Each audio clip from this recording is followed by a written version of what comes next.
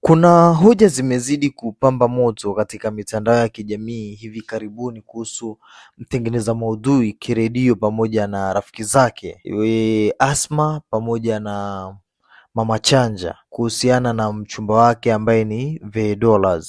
Sasa kunaonekana kuna mgogoro unaendelea baina yao na umeelezwa sana na baadhi ya vyombo vya habari kwamba Kiredio na Vedolla.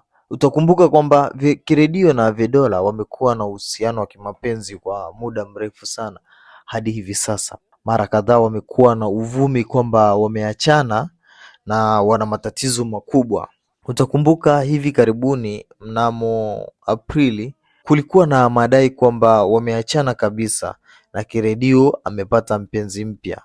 Drama hii ilikuwa ikizunguka sana mitandaoni na wengi wakidai kwamba ni sehemu ya iko scripted, ni kiki wanafanya kwa ajili ya kuwavutia watazamaji na kufanya biashara zao. Sasa kuna ugomvi ambao umezuka wa Vedolla, yani mpenzi wa Kiredio pamoja na rafiki yao Asma. Asma ni rafiki yao wa karibu na anafanya pia content za mitandaoni. Anatumiwa na wengi kuwa ni mnafiki na alijaribu kuharibu mahusiano ya Kiredio pamoja na Vedollaz. Kiredio anadaiwa kumwambia au kumshauri asirudiane na Vedollaz. Utakumbuka Karma Story na wengine wanaamini kwamba Asma alikuwa na wivu au ni nia binafsi, hivyo akarusha uvumi huo na kuwagonganisha hao wote wawili ambao ni wapendanao. Hii imesababisha unafiki kati ya Kiredio, Asma pamoja na Mama Chanja na kupelekea mahusiano yao kuvunjika vibaya mno. Urafiki wa zamani kati ya Kiredio na Mama Chanja na Asma sasa hivi unaonekana haupo vizuri na ni kama umevunjika. Sababu inayotaja ni kwamba wivu wa mahusiano ya kimapenzi na kuchongeana nyuma ya migogoro, ambapo Mama Chanja na Asma wamedaiwa kuwa na akili za maisha na kushinda vita mitandaoni dhidi ya Kiredio pamoja na mchumba wake. Kumekuwa na visa vya Kiredio kushambuliwa au kupigwa. Hizi drama zimetokea sio leo, toka kipindi cha nyuma, na alipataga majeraha na aliwahi kuonyesha vidonda katika mitandao ya kijamii. Madai yake ya kuhusika na wachawi au watu wenye nia mbaya katika mzunguko wake pia yalitajwa, pamoja na migogoro ya watu wengine wa mitandaoni kama Nifa pamoja na mastaa wengine. Sasa Kiredio anapenda kuishi maisha yake ya hadharani na anashare mengi mitandaoni, ndio maana inaelezwa drama hizi zinaendelea kila siku, kwamba akiwaonyesha wale wapinzani wake maisha ambayo anaishi yanaonekana ni ya expensive sana, ni maisha ya ghali.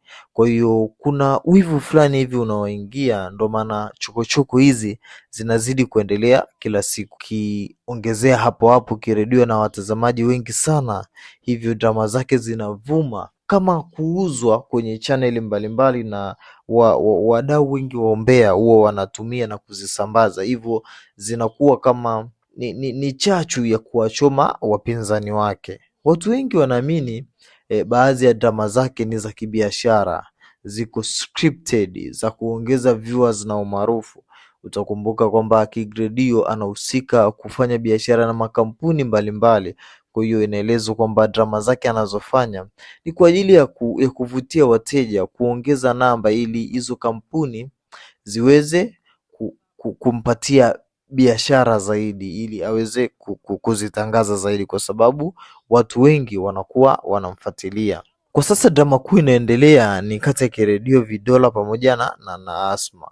Urafiki wake na Mama Chanja umevunjika na unajitetea kupita live na maoni ya mitandaoni.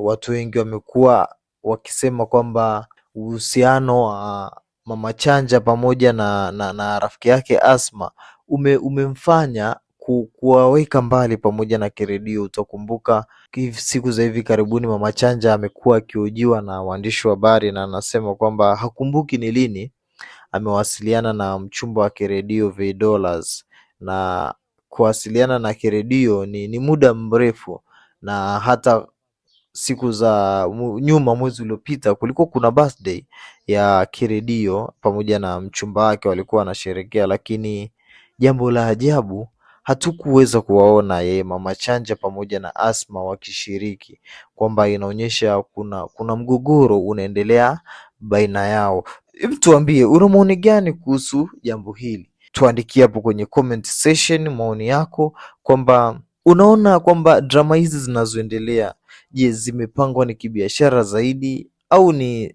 jambo la serious linaendelea baina yao? Usisahau kucomment, kulike, kushare na kusubscribe ili uweze kupata taarifa hizi pindi kila tunapoziweka mara kwa mara.